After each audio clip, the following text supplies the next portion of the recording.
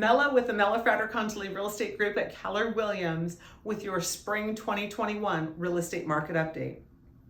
2021 is turning out to be a year for the record books for real estate, not only in Sacramento Valley, but across the country. Here are a few interesting notes about what's been happening in our local market. First of all, everyone is talking about pricing and how much home values are up in Sacramento Valley. We've seen enormous price growth, and in some areas, home values are up between 20 and 25% from last April. The median price in Sacramento Valley has risen nearly 11% since January. We've been talking about the supply-demand imbalance for months now, and inventory continues to remain at historical lows. In most areas, inventory is 50% less or more than a year ago. And because of this supply-demand imbalance, buyers are making twice as many offers as compared to a year ago.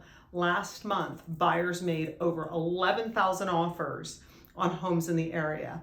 Compare that to 2020, where only 5,100 offers were made. Now, in addition to making lots of offers, buyers are having to offer above the list price. We're seeing homes sell on average between 5 and 10% above where they're listed.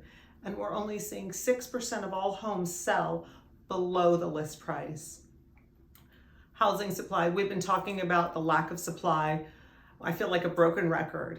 Supply has been cut in half. The housing supply is about half of what it was a year ago. And the truth is we have weeks of listings and we have months of buyers. More listings are finally coming on the market. We're starting to see more listings come on each and every week. It feels a little bit like normal, but it's nothing to write home about. The number of new homes coming on the market in April was actually only 4% lower than this time last year. And granted, it's not enough listings to satisfy the crazy demand or slow down the market, but at least it feels like there's more inventory and buyers have just a bit more to choose from.